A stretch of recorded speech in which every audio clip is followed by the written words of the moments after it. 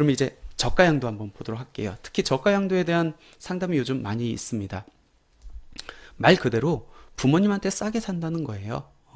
10억 원짜리입니다. 시가가. 자녀가 7억 원 주고 이렇게 싸게 삽니다. 이랬을 때 자녀 입장에서 먼저 생각을 해보면은 자녀는 10억짜리를 7억 주고 사는 거예요. 그럼 어떤 문제가 발생하죠? 남들보다 싸게 샀네요. 특수관계자 거래를 통해 가지고 내가 이익을 받네요. 그렇기 때문에 자녀 입장에서는 저가 양수로 인한 증여 문제가 발생할 수 있습니다. 부모 입장에서는 10억짜리를 7억에 주고 팝니다. 그럼 부모는 어떤 세금을 내야 되죠? 팔았기 때문에 양도소득세를 내야 됩니다. 그럼 부모 입장에서는 10억을 양도가액으로 산정을 해서 세금을 내야 될까요? 7억을 갖고 세금을 내야 될까요? 원래는 실제 거래 금액을 갖고 내는 게 맞겠죠. 7억으로 계산해야 되는데 그렇게 되면 양도소득세를 회피하는 수단이 될 수 있거든요. 그렇기 때문에 특수관계자 간의 거래에 대해서는 일정 요건을 충족하면은 싸게 거래했다 할지라도 실제 시가를 갖고 양도소득세를 계산해 라는 부당이익에 있은 부인이 적용됩니다. 그럼 먼저 자녀 입장에서 저가 양도, 자녀 입장에서는 양수겠죠. 부모 입장에서는 양도고 저가 양수로 인한 증여 어떻게 발생되는지 한번 보도록 할게요. 자녀는 증여세법에 의한 저가 양수로 인한 증여 규정이 적용되는데 근데 문제는 뭐냐면 싸게 샀다고 해가지고 자녀 입장에서 무조건 다 증여세를 내야 되나요? 그렇지는 않고 어떤 기준 금액을 초과했었을 때 이제 증여 문제를 발생하겠다는 겁니다. 그럼 그 기준 금액이 얼마입니까? 이렇게 둘 중에 작은 거예요. 3억 원이나 시가의 30%. 이 금액 둘 중에 작은 금액을 기준으로 해가지고 시가하고 실제 거래된 금액을 비교해가지고 차익이 있으면은 그 차익만큼을 이제 증여재산가액으로 봐서 자녀한테 증여세를 부과하겠다는 겁니다. 그 얘기는 거꾸로 얘기하면 어떤 거죠? 기준금액에 미달하면은 싸게 샀다 할지라도 저가 양수로 인한 증여 문제가 발생하지 않는다는 얘기입니다. 제가 이제 그 부분은 사례를 갖고 보여드릴 거고 이번에 이제 싸게 판 부모 입장에서 한번 볼게요. 양도소득세를 회피할 수 있어요. 그렇기 때문에 소득세법상 부당이익에선 부인을 적용해가지고 싸게 팔면은 시가를 기준으로 양도세 계산해서 세금 내라는 게 이제 적용된다는 겁니다. 이것도 기준 금액이 있는데 아까 저가 양수로 인한 증여 규정은 3억 원하고 시가의 30% 중에 작은 금액을 갖고 계산한다고 했잖아요. 근데 이 부모 입장에서 부당행위 계산 부인은 3억 원하고 시가의 5%두 개를 갖고 비교를 합니다. 시가의 5%를 거의 대부분 초과하거든요. 그렇기 때문에 특수관계자 간의 저가 양도를 한다. 부모 입장에서는 무조건 시가를 갖고 양도소득세를 계산해야 된다라고 이해를 하시면 될 것 같습니다. 그럼 자녀 입장에서 저가 양수로 인한 증여 규정 어떻게 되는지 한번 볼게요. 특수관계자 간에 부동산을 거래합니다. 그럼 시가가 있고 실제 낮게 저가로 거래한 가액이 있겠죠. 이 차액이 기준금액 이상인 경우에는 일정 금액을 증여세로 과세하는데 그 기준금액은 3억 원하고 시가의 30%둘 중에 작은 금액이 적용된다. 한번 볼게요. 10억짜리를 자녀한테 8억 주고 팝니다. 자녀 입장에서는 저가 양수한 결과가 됩니다. 2억 싸게 팔았네요. 얼핏 보면 2억 증여받은 걸로 보는데 그렇지 않다. 기준금액하고 갭이 발생해야 된다. 근데 기준금액이 3억 원하고 시가의 30%죠? 시가가 10억 원이래요. 그럼 두 개가 똑같겠네요. 3억 원을 초과해야 되는데 시가에서 거래 금액이 2억 원이잖아요. 그럼 3억 원 기준금액을 초과하지 않네요. 이런 경우에는 저가 양수로 인한 증여 규정이 적용될 여지가 없죠. 그러면 자녀 입장에서는 2억 원 주고 2억 원만큼 싸게 샀음에도 불구하고 증여세 문제가 발생 안 한다는 겁니다. 그래서 저가 양도 양수가 메리트가 있다는 겁니다.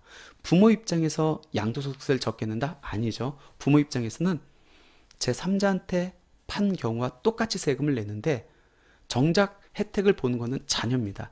자녀는 저렴한 금액으로 시가보다 싸게 주택을 취득한 결과가 된다는 겁니다. 거래 금액을 조금 더 낮춰볼까요? 7억 원이라고 가정해 볼게요.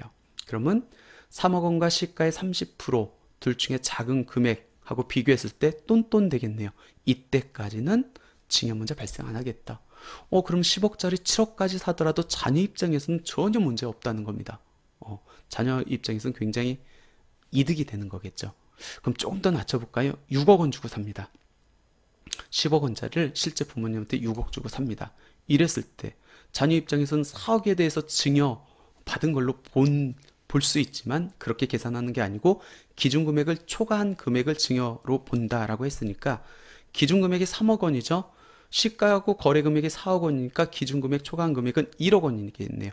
이 1억 원을 증여 받은 걸로 봐서 1억 원에 대한 증여세를 낸다는 겁니다. 얼마 내죠? 자녀한테 5천만 원 공제가 되니까 5천에 대한 10%한 500만 원 이렇게 낸다라고 보시면 될 것 같습니다. 이번엔 부모 입장에서 부당의 계산부인 볼까요? 기준금액이 아까 저가 양수로 인한 증여는 시가의 30%를 기준으로 하는데 얘는 5%밖에 안 되기 때문에 특수관계자, 즉 자녀하고 거래하면은 이 부당의 계산 부위는 거의 100% 다 적용된다고 보시면 될 것 같습니다. 그러면 이렇게 부당의 계산 부위는 적용된다. 그럼 시가를 갖고 양도소득세를 계산하는 겁니다. 예를 들어서 부모가 자녀한테 8억 주고 싸게 팔았어요. 그럼 자녀는 저가 양수로 인한 증여 문제 발생 안 하죠. 하지만 부모는 제3자한테 판 거하고 다를 바가 없습니다. 10억 원을 양도가액으로 해서 양도소득세를 내야 된다. 궁극적으로 저가 양도는 부모 입장에서 뭐 세금이 줄어든다? 그건 아닙니다. 누구? 자녀 입장에서 저렴한 가격으로 부모, 시가보다 낮은 금액으로 주택을 살 수 있는 메리트가 있다라는 겁니다. 그럼 이렇게 저가 양도했었을 때 그러면 취득세는 어떻게 됩니까? 아까 부담보증에서 취득세는 어떻게 된다겠죠? 채무 부분하고 시가에서 채무 뺀 부분하고 나눠가지고 채무 부분은 매매취득세율, 시가에서 채무 뺀 금액은 증여취득세율이 적용된다겠습니다. 그러면 저가 양도는요? 저가 양도는 증여 문제가 개연될 여지가 없거든요. 싸게 산 거잖아요. 돈 주고 산 겁니다. 대가 관계. 그렇기 때문에 매매취득세가 적용되는 게 원칙입니다. 그러면은 10억짜리를 예를 들어서 7억 주고 샀습니다. 자녀 입장에서 취득세 신고를 하러 갑니다. 그러면 내가 실제 산 7억 원에 대해서 취득세가 부과될까요? 아니면 시가를 갖고 취득세가 부과될까요? 작년까지만 하더라도 실제 거래된 금액, 시가에 불문하고 실제 거래된 금액 7억 원을 갖고 세율을 적용했는데 올해부터 개인도 취득세를 적용할 때 부당행위 계산 부인이 적용되기 때문에 취득세에서도 시가를 적용해서 취득세가 부과됩니다. 근데 이때 문제가 있어요. 지금 현재 지자체마다 이제 의견이 다른데 두 가지로 이렇게 지자체마다 이제 견해가 다르게 적용하고 있습니다. 어떤 지방자치단체는 좋아, 시가를 과세 표준으로 해서 매매취득세율을 적용하는 게 맞다. 이렇게 이제 운영하고 있는 지방자치단체가 있고, 두 번째 어떤 단체는 대가 지급한 거에 대해서는 매매취득세율, 그리고 시가에서 대가 지급한 금액을 뺀 금액은 증여취득세율을 부과하고 있습니다. 이렇게 을설로 보는 이유는 뭐냐면 지방세법이 그렇게 됐거든요. 특수관계자의 거래는 무조건 증여로 본다. 이게 원칙. 대신에 대가 지급이 입증되면 그 금액은 유상, 돈 주고 산 걸로 복귀라는 겁니다. 그러면 10억 원짜리를 7억 주고 샀습니다. 그럼 원칙 특수관계자 거래이기 때문에 전체를 다 증여로 본대요. 하지만 실제 돈이 오간 7억에 대해서는 매매로 보겠대요. 그러한 논리로 대금 지급이 된 거는 매매취득세가 적용되고, 시가 10억 원에서 대금 지급한 7억 원을 뺀 3억에 대해서는 증여취득세율을 적용하고 있는 지방자치단체도 있습니다. 그러니까 지방자치단체마다 취득세가 이제 지방세죠. 갑설로 운영하는 데가 있고 을설로 운영하는 데가 있습니다. 근데 잘못하면은 을설로 가면은 시가에서 대금 지급한 거에 대해서 증여취득세가 적용되는데 그 저가 양도한 주택 자체가 조정 대상 지역의 주택 공시가격 3억 원이 넘으면은 잘못하면 이 부분에 대한 증여취득세가 12%까지 적용될 수 있거든요. 나는 처음에 매매취득세를 고려해가지고 자금을 준비했는데 전혀 생각지도 않게 12% 중과세율이 적용될 수 있기 때문에 항상 이 을설을 염두에 두고 자금 계획을 세워야 된다. 그래서 아직까지 명확한 규정은 없고 지자체마다 다르게 운영하고 있다.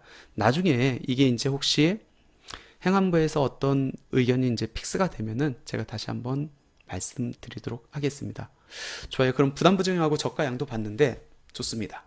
그럼 어떨 때 부담부증여를 해야 되고 어떨 때 저가 양도를 해야 됩니까? 성격이 완전 틀려요. 부담부증여는 증여입니다. 단지 채무가 껴있다는 거고 저가 양도는 매매입니다. 매매. 그러면 이 부담부증여나 저가 양도나 언제 할 때 제일 좋습니까? 증여자, 즉 부모가 1세대 1주택이거나 일반 세율을 적용할 때. 왜? 저가 양도인 경우에도 부모 입장에서 양도소득세를 시가를 기준으로 해서 내야 될 거 아니에요. 근데 시가를 내는데 부모 입장에서 비과세가 적용돼. 그러면 저가 양도해서 시가를 갖고 양도소득세를 낸다 할더라도 내야 될 세금이 없잖아요.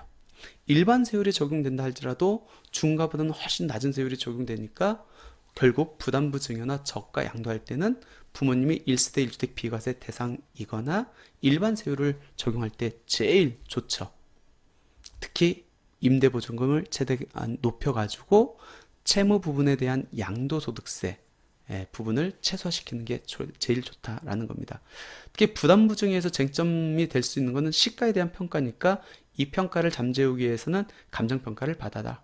그리고 부담부증여할 때 고려할 사항, 부담부 하려고 하는 부동산에 담보된 채무가 있어야 되고 그거를 자녀가 실제 승계했는지 그게 이제 쟁점이 될 거다. 저가 양도는요.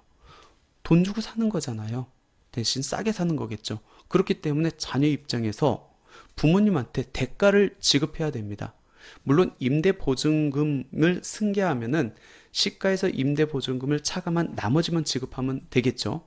그러니까 자녀 입장에서 돈을 지급할 수 있는 재원이 마련돼야 되는 거고 그 재원 마련에 대한 자금 출처가 명확해야 됩니다. 그러니까 가끔씩 저가 양도했다고 해가지고 과세 관청에서 문제 삼는 경우가 있거든요.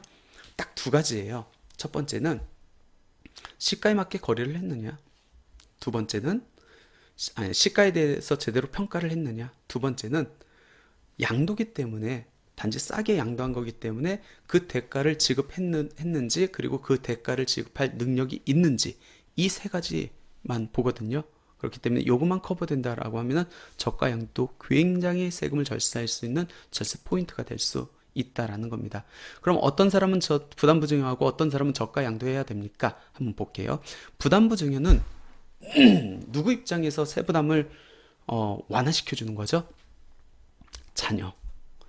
자녀는 단순 증여에 비해서 채무를 차감한 부분에 대해서 증여세를 내기 때문에 자녀는 경제적 부담이 최소화됩니다. 부모님한테 따로 줄 게 없잖아요. 저가 양도가 아니기 때문에. 그러니까 자녀의 경제적 부담을 최소화하고 싶다. 그러면 저가 양도보다는 부담부증여가 유리하다. 최소화한다는 건 뭐죠? 자녀가 저가 양도할 수 있는 돈이 없을 때 부담부증여를 해야 된다는 겁니다. 그럼 부담부증여를 할 때 증여세 부담이 있지 않습니까? 근데 그 증여세는 어떤 걸 이용할 수 있다고요? 연부연납. 그럼 부담부증여를 했을 때 자녀가 부담해야 되는 최소 마련해야 되는 자금은 어떤 거죠? 취득세 부분하고 증여세의 6분의 1로 나눈 1회분. 그것만 있으면 이제 부동산을 이전할 수 있기 때문에 내가 지금까지 자녀가 소득이 없어요. 그래서 부모님의 주택을 싸게라도 살 여력이 없다. 그런 경우에는 부담부증여. 근데 부모가 이거를 타인한테 안 팔고 자녀한테 파는데 나도 뭔가를 얻고 싶어. 생활자금이 필요해. 그러니까 부모 입장에서 자금 확보가 필요하다. 그러면은 싸게 팔더라도 받을 돈이 있기 때문에 그런 경우에는 저가 양도를 해야겠죠. 그리고 아까 부담부증여를 하게 되면은 증여 부분, 시가에서 채무를 뺀 금액은 이 증여 받았을 때 그 평가 금액이 인정받으려면 몇 년 기다려야 된다고요? 10년. 근데 저가 양도는 증여받은 게 아니잖아요. 매매로 취득한 거잖아요. 그러면 저가 양수, 그러니까 자녀 입장에서 양수하겠죠. 양수해가지고 2년 보유 또는 2년 거주하고 나 비과세로 팔 거예요. 그러면 2, 3년만 있으면 되겠네요. 그러니까 저가 양수 비과세로 양도할 계획이다. 그럼 저가 양도. 그리고 자녀의 소득 지원도 마련돼 있다. 자금 출처도 명확하다. 그런 경우에는 저가 양도가 유리하겠죠. 그러니까 결론적으로 부담부증여, 저가 양도는 개인의 상황에 맞게 결정하는 거지 둘 중에 뭐가 유리하다, 뭐 불리하다 그렇게 판단하는 것은 아닙니다. 개인의 상황, 주택 보유 현황 그거를 이전해 가지고 언제 양도할 건지, 그때 비과세가 적용되는지 그런 여부를 갖고 종합적으로 판단을 해야 된다. 만약 그런 게 종합적으로 판단이 안 된다라고 하면 어떻게 해야 되죠?